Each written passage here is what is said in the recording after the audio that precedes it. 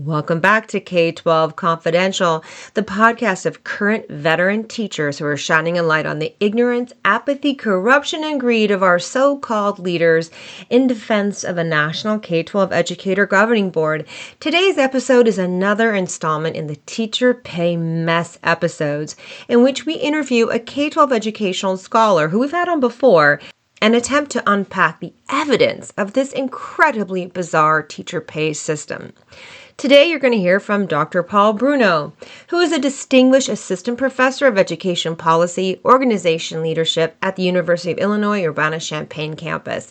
He's a member of the Journal of Education, Finance, and Law, the Expanding Computing Education Pathways, National Education Finance Academy, Illinois Workforce and Education Research Collaborative, Deans for Impact, and so much more. He's also received the Distinguished Research and Practice Fellow Award from the National Education Finance Academy, as well as their Journal of Education Finance Article of the Year. He's also won the award for Emerging Education Policy Scholar from the Thomas B. Fordham Institute. Look, there's more I could say about Paul. This is just the highlights. Well, who is he and what does he do? Well, he's a professor who trains future site principals and superintendents. He's deeply curious about the bizarre world of K-12 governance, and he collaborates endlessly and creatively with his fellow scholars to continue to provide the evidence of what is wrong in K-12 education. So get ready for another installment of the Teacher Pay Mess episodes. K-12 education is a mess. U.S. literacy rankings are in the bottom half of the world and are a hidden cause of the erosion of our very ability to effectively self-govern. How did we get here? America's teachers can tell you, and the answers will shock you. This is K-12 Confidential.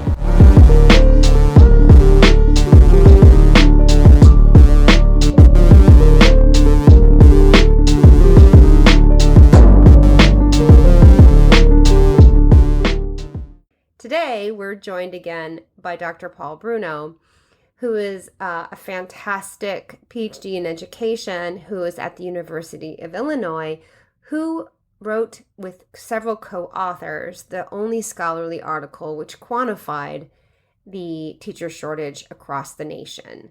And of course, as I said before, the major finding there is it's really hard to talk about anything in K-12 education on a national level because there's just a lack of consistency and a lack of cohesiveness in the way we do anything and talk together, even district to district, much less state to state. My school finance professor, who I had when I was getting my admin credential and master's of ed leadership, advocated for a concerted effort amongst K-12 leaders and teachers at a state level to advocate for changes at that per pupil allotment, the amount of money each LEA gets, each district gets per student every year. That is a fixed number that school districts don't have a lot of wiggle room to change. They have no wiggle room to change. So in a lot of ways, their school budgets are very much tied to that number. But we're going to talk about more nuanced perspectives, more nuanced angles. This conversation is very robust. And I'm so excited to have Dr. Paul Bruno back on. Take it away, Dr. Bruno. Yeah, thank you for having me back. I think, I'll just say a few things that I think are sort of stylized points that I think are sort of key things to keep in mind about teacher compensation from my point of view, and then we'll sort of go from there. So I think, a couple of things. One thing to bear in mind, I think, is very similar to when we talked about like teacher shortages, which is that it's very hard to generalize about anything in education, and that includes teacher compensation. Anything we say about teacher compensation is going to be true in some places and not true in other places, and that's always something to keep in mind here. A couple of other things I'll say. One is something that I think gets lost a little bit in the rhetoric is that I think we have pretty good evidence that teachers respond to pay. That I think, and I say this because I think there's sometimes some rhetoric along the lines of like, teachers don't go into teaching for the money or something like that, or so it's a calling, something like that.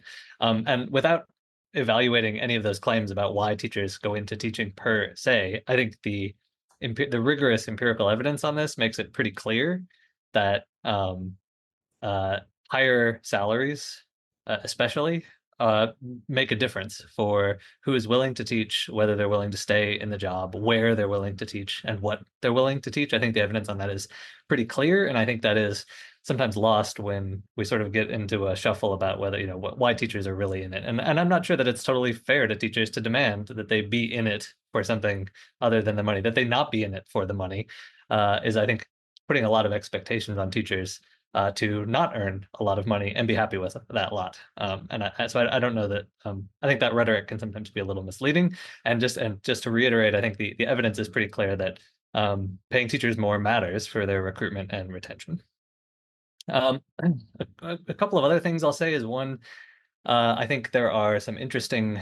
There's a lot of interesting questions about when we're talking about teacher compensation, thinking about different trade-offs between how much we spend on compensation for teachers overall, like what percentage of the budget is going to teacher compensation, for example, and whether we're allocating that compensation to hiring more people or paying individual people more. I think that's something where people kind of gloss over a little bit, some of the distinctions there. And because in general, there'll be trade-offs between hiring more people and how much you can pay the people that you have hired. I think that's particularly relevant if we're drawing connections to teacher shortages, which have to do with the number of people you're trying to hire. The extent to which you have vacant positions is going to in part reflect the choices that communities have made about how many people they want to hire, and therefore how much they're willing to offer people to take those positions. And then for individual people, I think there's interesting choices between how you compensate them for any given amount that you want to pay a teacher. How quickly do you allow them to earn higher salaries? To what extent is their compensation in the form of salary versus benefits? To what extent is it deferred into retirement in the form of insurance or pension benefits? All of those are part of the compensation costs.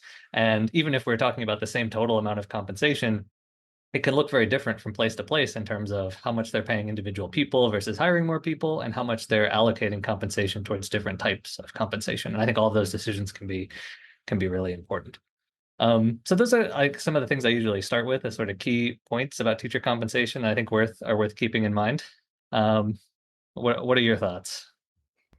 I think more than anything, one of the main things I got out of our earlier conversation and really reading your scholarly article on the teacher shortage was really crystallizing something that was kind of vague in my mind up until that point, which is that it's impossible to generalize about our profession because we are siloed and it is so different in different places. And even like within a district from site to site, but to state too, it's almost impossible to characterize what's going on. Which leaves us sort of helpless and powerless to begin to speak about it, much less fix any of it. And I think it's incredibly salient to bring this point up because it's so different. And we got that kind of feedback from other teachers when we originally aired our teacher pay episode. Like they were saying, what you're saying doesn't make any sense to me. We got that feedback from a teacher in Texas. And yeah, it's just really, really difficult to generalize. And that's why I really valued your preface to this conversation. And sorry, just to interrupt, but I think just to reiterate the point you're making, which I think is a key one, is I think even a lot of people in the profession don't know exactly how much variation there is. One of the, I think, most interesting exercises we do I teach school finance to aspiring school administrators. So they're mostly practicing teachers. And we go through exercises of looking at how different school districts use their budgets in general, and specifically how they pay their teachers. And I think it's striking how often even working teachers are unaware of how different their compensation might be going not that far away. Yep. And I think I think that's a very relevant point here. Is I think people, including people who are working in the system, don't always realize what kinds of different choices different school districts are making about compensation. Yeah. I completely agree. I certainly think that maybe even site level administrators aren't aware of the variability from LEA to LEA, from state to state. And it just baffles my mind how we're all just sort of grasping at straws here and it feels nuts. It honestly feels nuts. And in the case of California, understanding what we're spending per pupil and how it's like super close to what Nebraska is spending despite our radically higher cost of living, it's just insane to me. It's insane. And the other thing that you brought up, which was this idea that teachers do need to be compensated, and we're not just here to fill our cups of joy, of the satisfaction of teaching kids. I mean, that's true. That's a part of the compensation in our heart. Like, we do enjoy this work, and we understand that we're not going to be rich. But there's a social contract here. And when I got my credential, my very first professor was a boomer who had just retired from the profession and now was training future teachers. She was my history of teaching professor. She said, look, you're never going to be rich, but you will be comfortable. You'll be able to put your kids through college, take moderate vacations, own a home, retire comfortably. And that just isn't the case anymore. That social contract has been broken. And part of the reason for that is we are contextualized in a larger culture where education, healthcare, and housing prices have ballooned. But there's also the esoteric issues, the specific things going on just in education for teachers that are specific to our teacher pay. And I think you were sort of dancing around it just now, the idea of differential teacher pay too, that some teachers should make more money than others. And it is a really unpopular belief inside of education, isn't it? So I'm just going to continue to flesh out my thinking and continue to try to pitch it as a concept to other teachers because I do think it's important. Yeah, so those are my thoughts about what you said. Yeah, and I didn't mean to dance around it so much as I wasn't sure it was quite the right time to make the point, but I do think that the evidence in favor of differential pay in part comes from sort of natural experiments where other communities, other states, other school systems have tried differentiating compensation for certain types of teachers, differentiated in lots of ways, whether that's for national board certification, whether that's for teaching certain types of subjects that are harder to staff, whether it's for teaching in certain classrooms or communities where the teachers generally are less willing to work in. And I think pretty consistently in all of those cases, there's pretty good evidence that just offering teachers more money makes them more willing to do it. Sometimes it's a big chunk of money, but those are all examples of differential pay, and that can be important because something I sort of glossed over before that I think is relevant is in practice, school compensation is typically not differentiated within a school district. It might be different from district to district. That's pretty common, but within a school district, in most places, there isn't that much difference in how much you get paid to work in a different school or to take a different teaching position in the district.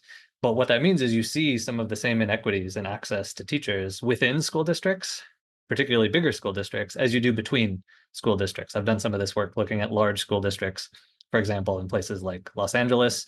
And what you see is that the inequities in access to teachers are about the same between schools as they are within schools. So even if you're just comparing, like where do teachers work within a school, it varies a lot, particularly based on teacher experience and things like that. So giving teachers, I think, incentives to work in the positions we want them to work, I think makes sense. And I think realistically, if everyone is getting paid the same amount, no matter what their assignment is, and no matter what their effective workload is, then naturally teachers are going to prefer some positions over others. And that's going to create inequities in who has access to teachers. I mean, exactly, exactly. And that's kind of getting to the point of something we haven't really talked about, which is that veteran teachers are not really valued in this system.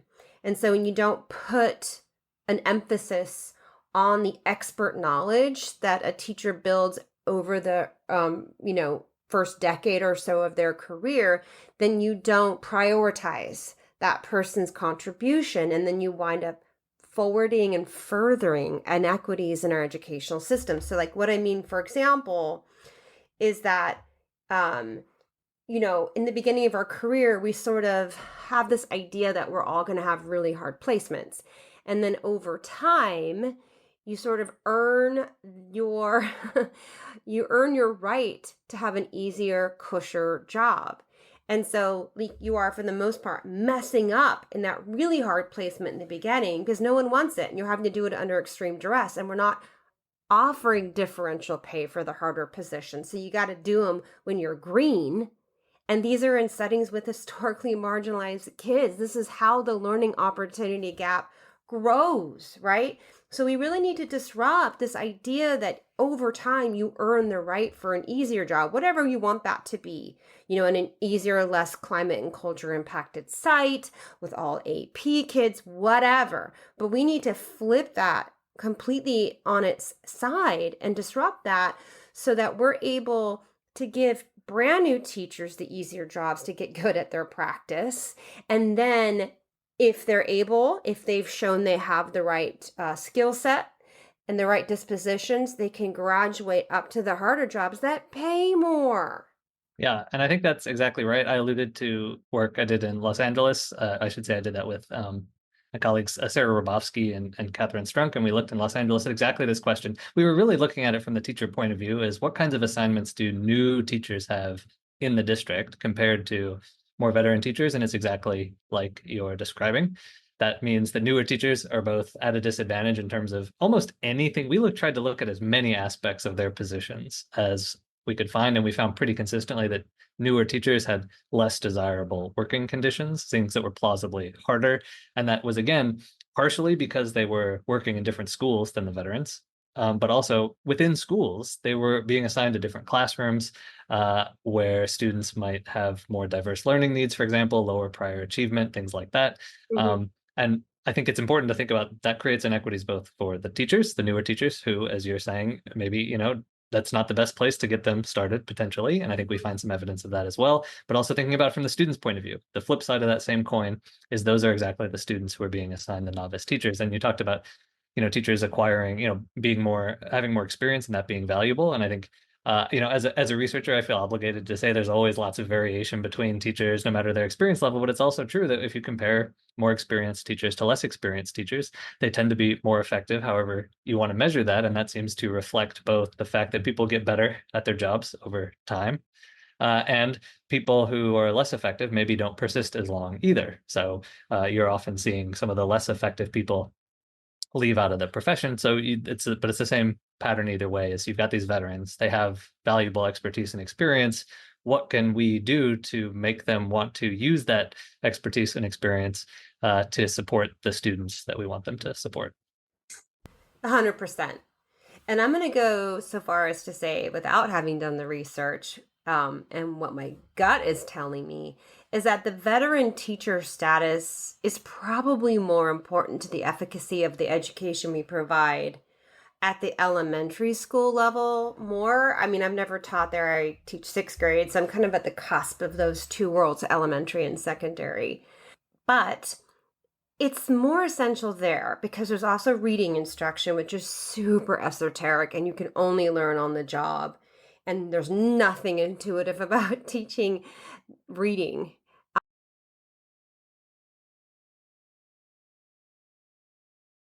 Our English language and reading. And those teachers are like first and second grade teachers. They're not valued. And also classroom management is much more difficult to navigate in those years too. And that also has to be learned on the job. But like if you don't put like highly veteran, higher paid teachers in these incredibly important foundational reading years, you're going to forward the reading opportunity gap because you're going to have the newest teachers in the historically marginalized communities, which we desperately see in our reading data. And B, you're not allowing our sage, wise reading instructors the opportunity to earn more for their very highly specialized knowledge. And it just compromises everything that we're doing. But that's kind of a tangent. I'm sorry. I taught middle school. I acutely feel at a very visceral level a lot of the research on this, talking about how much growth teachers make, especially in the first few years, and thinking about my own experience where the first year was arguably a bit of a debacle, and feeling really a lot more effective after that. The other thing I'll just say, and I don't know, maybe this will be helpful for listeners or not, is also thinking about, like, actually, you've mentioned disrupting the pattern of sort of more veteran teachers having what are generally considered the more desirable positions. And, I don't know that we have necessarily a systematic explanation of why a systematic explanation of exactly why that happens. But I mean, there's all kinds of reasons why veteran teachers are well positioned to get the most desirable placements. Sometimes that's written directly into teacher contracts, which is that the more experience you have, the first dibs, often explicitly, you have for open positions. And like in actually one of my teaching positions, I was essentially bumped from a position by a veteran who wanted my position. In other cases, I think it's not that formal at all. It's just like who knows what the options are and has the social connections to the administrators to get the things that they want. And so you really do need to think about it as disruption, as you put it, because there are a lot of institutional reasons to think that the most experienced veteran teachers are going to tend to sort into the cushiest jobs, to put it crudely, which is maybe not the outcome that we want. No. And then, of course, the problems that are manifesting in these less desirable assignments are not well understood because they don't have a champion.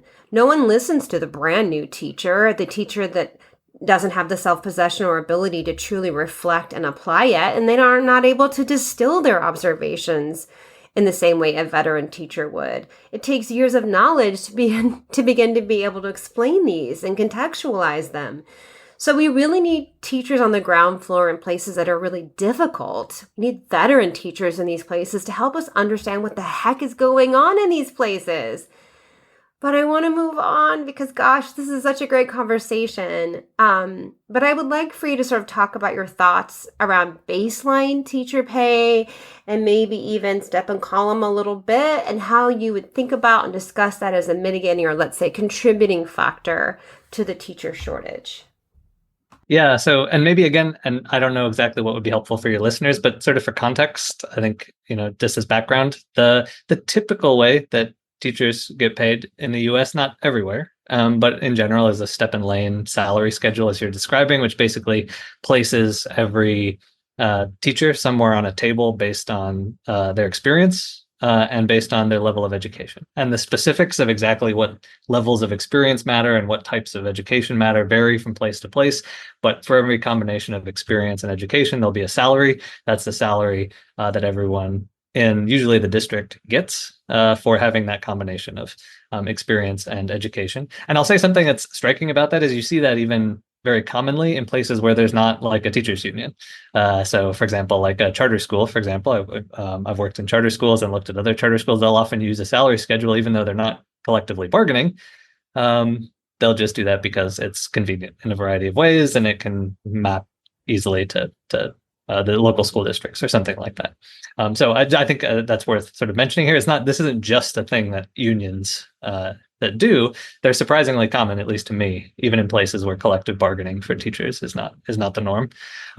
So I think there's a lot to say about salary schedules.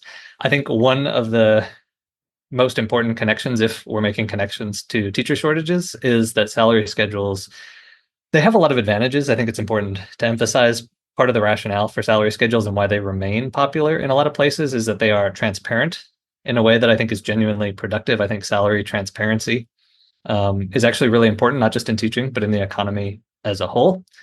And they prevent, in a lot of ways, various sorts of discrimination that might arise, particularly if it's not clear how much other people are making.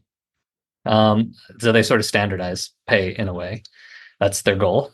The disadvantage of that is the other side of that coin is that they don't leave usually much room for the kind of differentiated compensation that we're talking about. I think, for some people, I think they get particularly annoyed that salary schedules don't reflect any specific measure of teacher quality, that they don't involve any, unless they have some indirect measures, right? As we discussed, things like experience do tell us something about teacher effectiveness, but that's all implicit in the salary schedule. And there's nothing direct that says something like, oh, and if your evaluation ratings are good, or your student test score growth is good, or you show up to work consistently, there's nothing inherently related to quality there. The other thing that salary schedules can make hard is the kind of differentiation we were talking about, where you can get additional pay for something like working in a harder to staff school, or with lower achieving students, or for teaching a subject that's harder to staff for, like special education, for example. Now, it doesn't mean that there's no way to do that. And in fact, it's not unusual where school districts will write some language into their contracts about offering, bonuses to people on top of the salary schedule for something like taking a special education position or something. In general, as someone who's looked at a grotesque number of teacher contracts in my life, I will say that those are not super common. And when they exist, they tend to be pretty modest in terms of bonuses. They're sort of token amounts, maybe somewhere in the $500 to $1,500 range for a teacher to take a position that is potentially an order of magnitude harder to staff and maybe substantially harder as well. So they tend to be more token amounts that I doubt are doing a whole lot to get people into the positions that you want. So I think there's an extent to which that salary schedules can contribute to shortages because they probably are doing something to potentially, they might be doing things to increase compensation for some types of position that might otherwise be lower. I'm thinking especially of some types of elementary school positions, for example.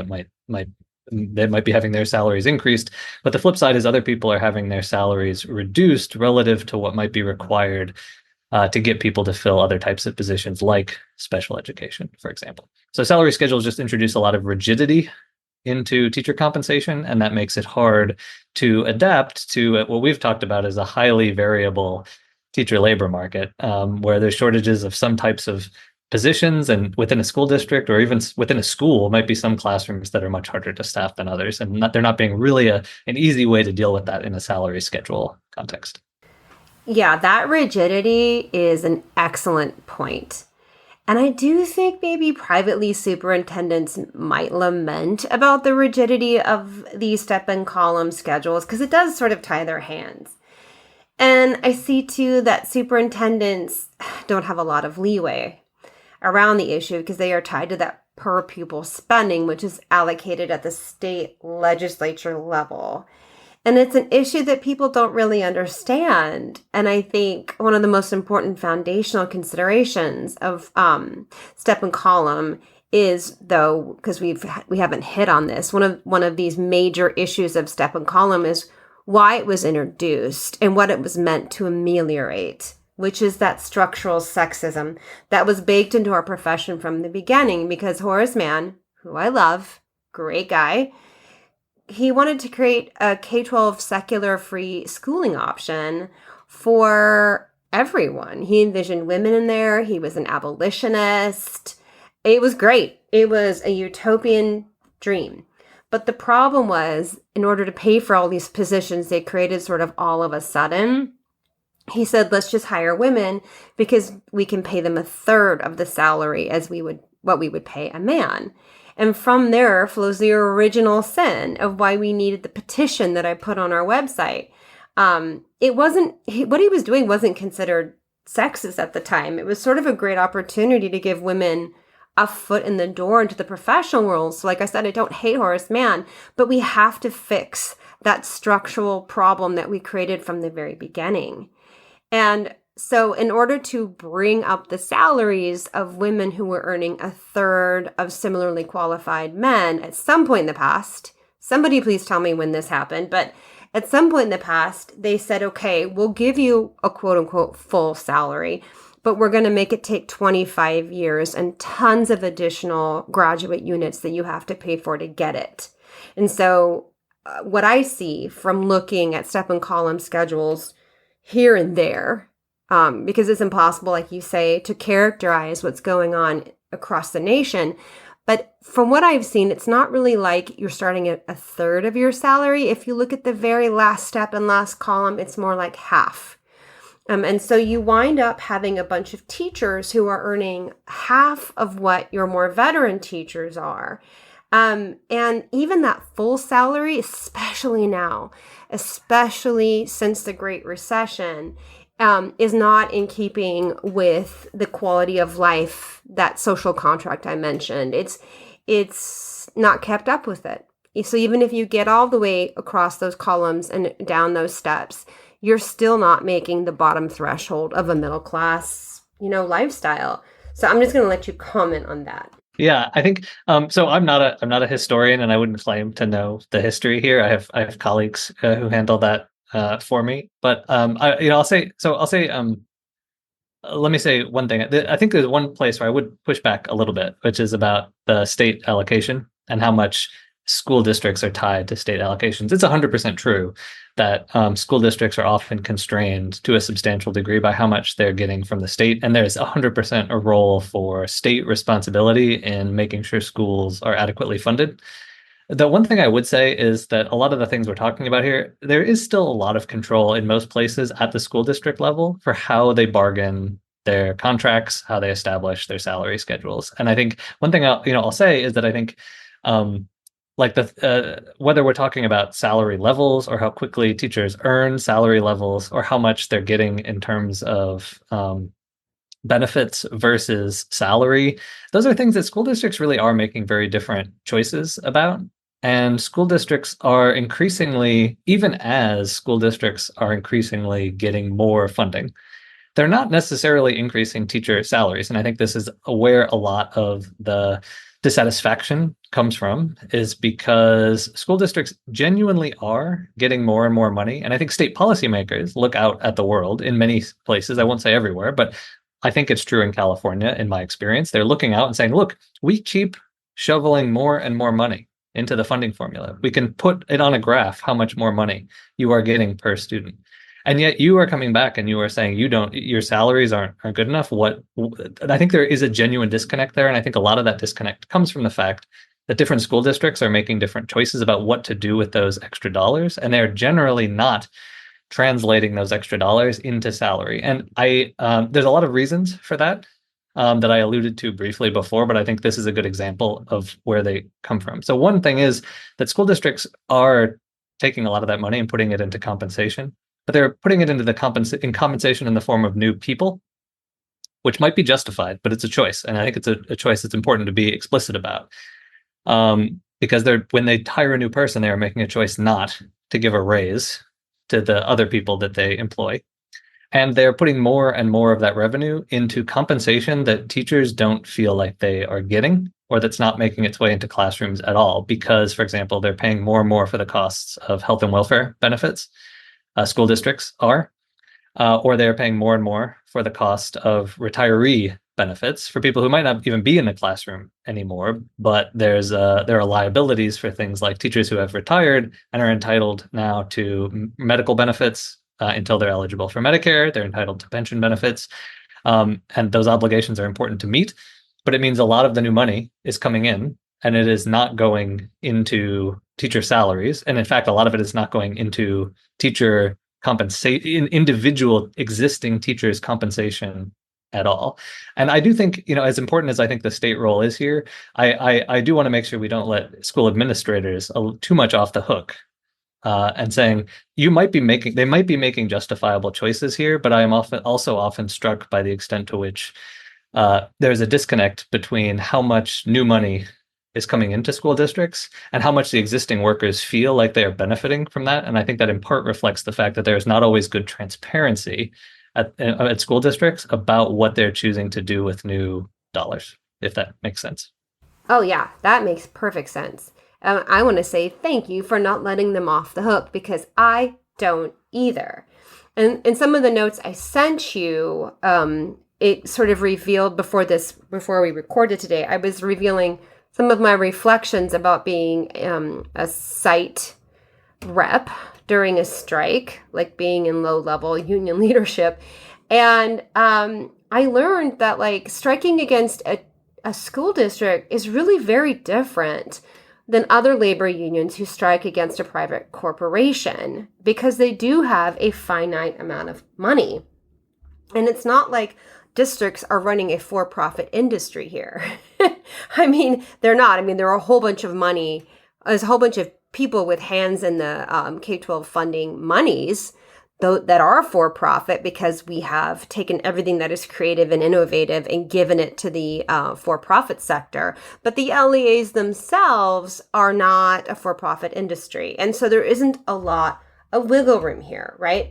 But what I do want to say is, like, I've heard over the years Paul, that a lot of local superintendents are sort of conferring with their neighboring districts and forming sort of like alliances with each other.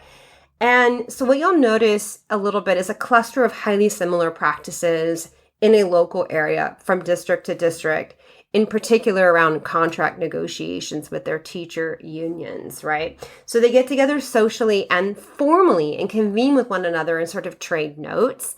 And it really is like there's a really concerted effort. It's highly organized and it's antagonistic. They have tactics to stymie what is going on between the teacher bargaining team negotiations and the superintendents. Like they show up, the school districts do, the superintendents do with their high paid lawyer. And then our bargaining team show up stressed out and exhausted, like it's not a fair fight at all. And then there begins the micro and macro aggressions of a contract negotiation. But I do think that there's a doubling down of an antagonistic hiding of the money, gaslighting teacher bargaining, and lying about the money.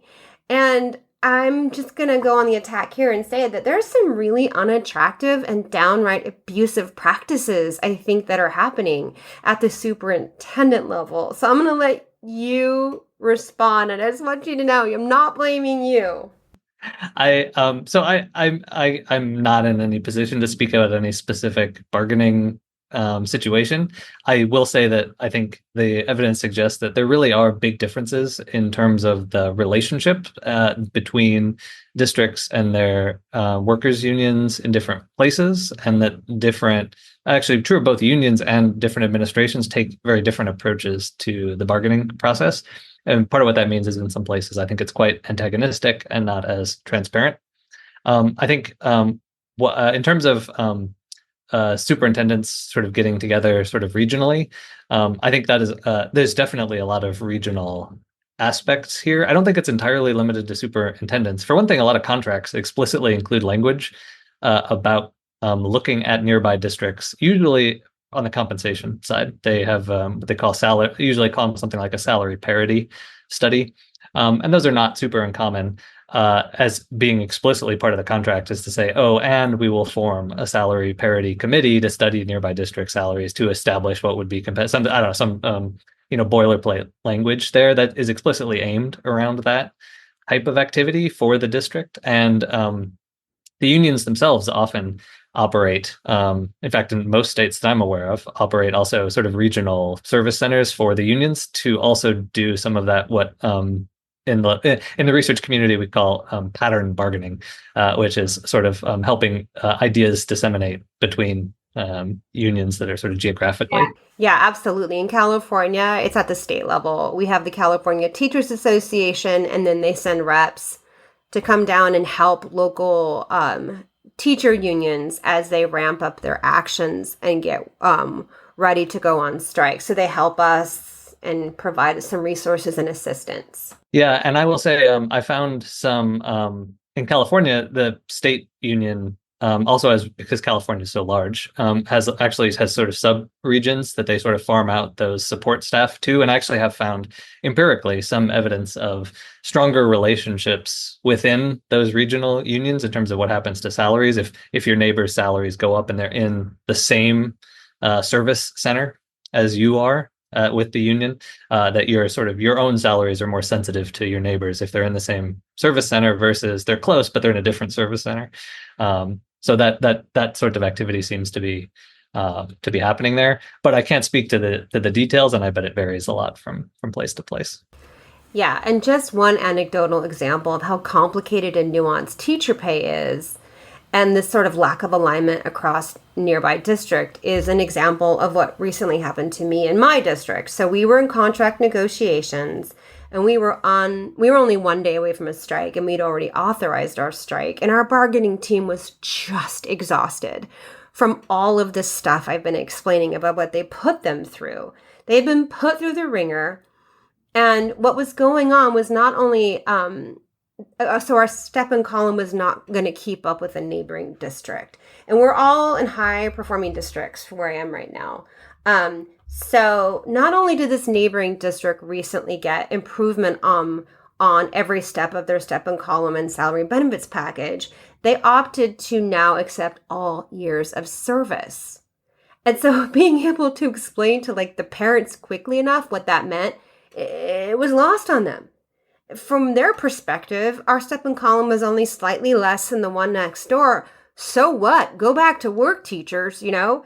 And they were like, wait, what are years of service? And it's so strange and weird the way we are paid. I don't blame them for not understanding. So basically, I mean, if you look at the step and column, it is slightly higher in this nearby district, but we are living on the margins. Teachers really are. And so if there's a nearby district that's going to take all years of service, I'm going. Because even if it's just a little bit more. But these things are difficult to impress upon an ignorant population that doesn't understand our bizarre pay system because it's so weird and it doesn't exist anywhere else. Yeah, I wouldn't blame anyone for not understanding that you might, if as a teacher, it's possible for you to move to a school a mile away that happens to be in a different school district and not get credit for experience, for them to treat you as if you had not ever earned that experience because they'll only accept, say, 5 years of experience in another district. I can't blame anyone else for finding that surprising, although they might find it surprising how rigid the salary schedule is in the first place, and then you have to explain that to them, and then you've got a whole nother sort of conversation there. So it's multiple cans of worms. Yeah, I gotta say again, it's so weird. There are no other professions that pay out their professional credentialed staff in this way. And the other angle I came to terms with the district I used to teach in was because it was a district that was struggling with a high number of vacancies. And so when you're in that sort of survival mode, you're constantly putting in like reactionary mitigation practices to deal with the fact that you don't have veteran teachers or even credentialed teachers, right? And so one of those tactics is the use of very dense canned curriculums. And then you can sort of tell yourself, oh, okay, so the teachers don't know what they're doing, but we have this turn a page and teach a lesson. And so once you start developing a narrative, a cultural practice within a district of buying into this baloney, that this works, what winds up happening is you no longer value the veteran teachers that you have. And so site-based leaders start to see that they can save a lot of money hiring brand new teachers because they don't have, a lot of times, full families on their benefits packages and only make half of what veteran teachers make. And so we are seriously creating a system that in some of the most oppressed districts in the United States are privileging brand new teachers and letting go of veteran ones. And so where do these veterans go? I mean, they leave when they know that they've got a better gig somewhere else. So they go to high-performing districts where they're less needed. They take their knowledge and wisdom and great evaluations and leave and go to places that are already high-performing. This is what we've created. This system is so bizarre. Yeah, and I think I've grown a little bit jaded about what I feel like are an endless series of surveys asking administrators how hard of a time they have staffing their schools that don't also follow up with the question, well, and what are you doing about it? Just to my previous point about not always wanting to let administrators off the hook. I am not in the business of telling administrators, including usually my own students, exactly what they should be doing. But I will say that when administrators come to me or respond on a survey and say, oh, I'm having a really hard time I can't get applicants for teaching positions. I have all of these vacant positions. At the beginning of the year, I am also inclined to ask, are you excluding teachers because you will not give them credit for experience they have, accumulated in other school districts? Are you making the choice to defer teachers' compensation until they are veterans, either in the form of family health and welfare benefits or higher salaries, things that might be very important and valuable to veterans and might be worth maintaining. But if that's coming at the cost of what you are paying a new teacher to come into the district, it's at least a choice I want to make sure you have thought about in terms of what you're doing to solve these, I think, very real staffing problems that you are having. And that's mostly my concern is not, are administrators doing exactly what I would do in any given situation, but are they at least being open and transparent about what they're doing to solve their problems and how they're balancing those trade-offs?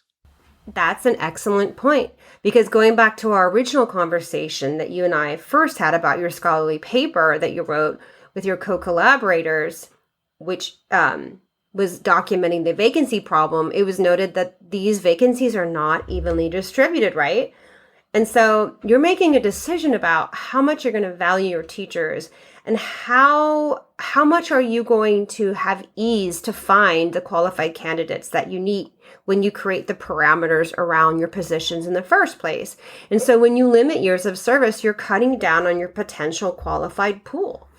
And when you have unaddressed climate and culture problems, which we haven't talked about, and when we say climate and culture, everyone, that's just coded language in K-12 for schools that are unsafe and chaotic. And if you haven't dealt with that, and I've been in schools that have had a significant climate and culture problem. And what I found is that there's a lack of vision, tenacity, bravery, and humility to deal with those problems. And there's a lot of ingrained, implicit ideas that are really very racist about what kids are able to do, what their potentials are, not holding them up to high expectations or expecting high achievement from them. And, just there's no will to try. And, for example, in San Francisco Unified right now, there's problems with families not being able to afford to live in those boundaries. But the bigger issue about why they're closing down a bunch of schools right now isn't that. And I don't hear anyone talking about it in the news. It's the same thing with Oakland Unified. It's because the kids in those boundaries stop going to those schools, especially if they had agency, financial resources to do another option, because they're not safe. They were chaotic and hard to be in. And those are the failures of vision and imagination, tenacity of the leadership at the site, base, and district levels there. And one other thing I'll say, just because you mentioned San Francisco and Oakland, and you alluded to this before about cost of living, but we maybe haven't talked about it as much as it deserves.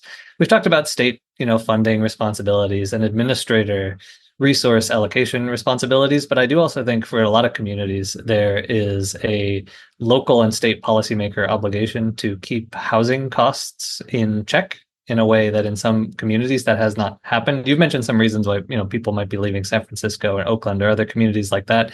I suspect those are all issues, but I will say there's, I think, pretty clear evidence that for a lot of these communities, there's also just real issues with exorbitant housing costs. And if you're a family with school-age children, it is less and less realistic that you can live in those communities in the first place, which means the costs of housing explode. That creates financial pressures on the school district as enrollment goes down. It also means your teachers' compensation does not go as far as it otherwise would. And that's particularly true if more and more of their compensation is going into benefits rather than the salary that they would use to pay for their housing costs. And again, maybe it's important that those benefit packages be maintained. But I think it's not that often where I hear people articulate the trade-off, especially in places where the housing costs are growing so much faster than teacher salaries, about whether there's something more that local communities could be doing to make sure that housing costs are not exploding so quickly. I agree.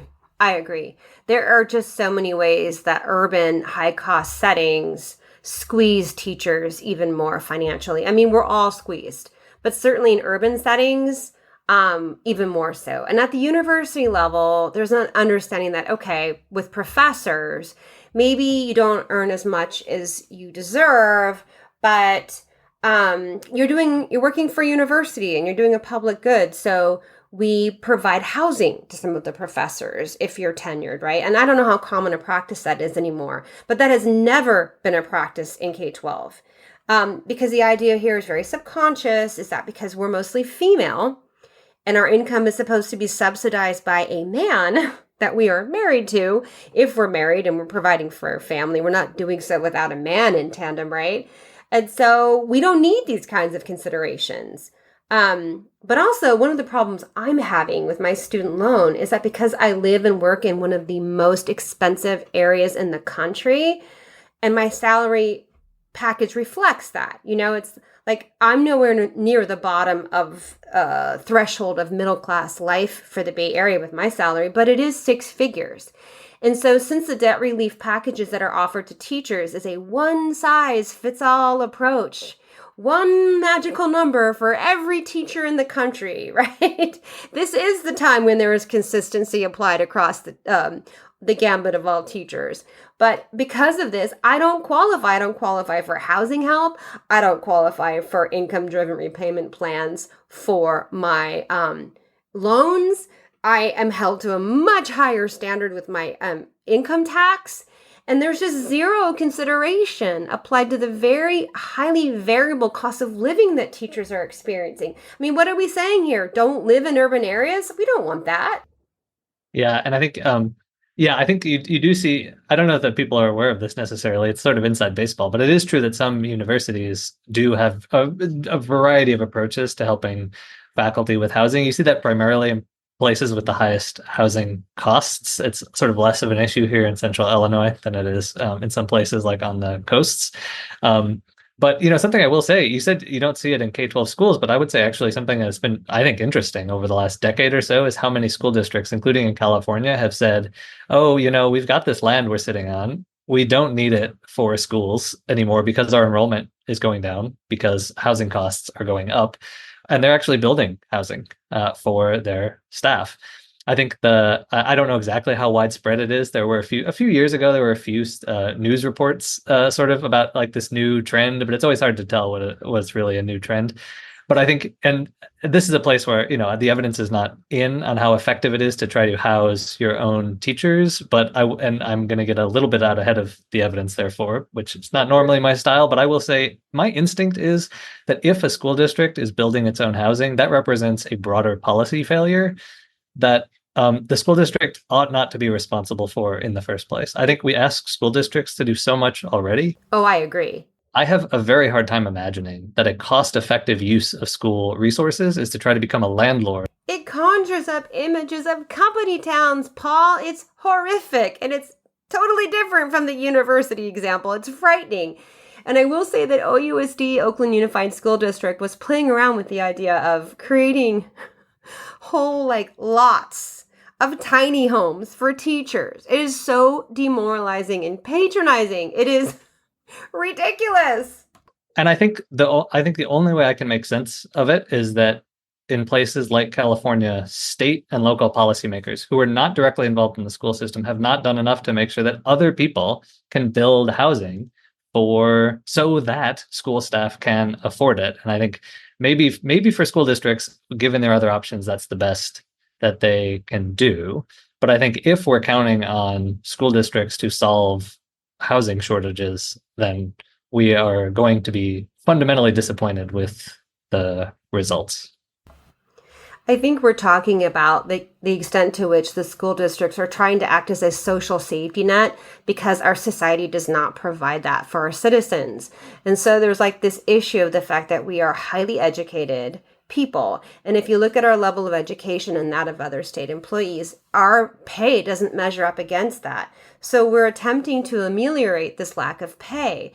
And if we have no power to change the social systems and the lack of the safety net, if there is no national healthcare system, if there isn't a plan to make housing affordable, if college education is still going to be wildly expensive, and if all that is still happening, and K-12 doesn't have the ability to change any of that, the only thing we can change is our teacher pay packages and making it commensurate with the local cost of living in an area. And it needs to come back to this bottom threshold, this social contract that has been broken for decades now with teachers. I was told my first day of my first class of my credential program, you're never going to be rich, but you'll be able to own a modest home, which is build a little bit of wealth for your family, right? Take modest vacations, put your kids through childcare and college, and take care of your aging parents. That is the social contract that we owe our teachers. And that is the contract that has been broken.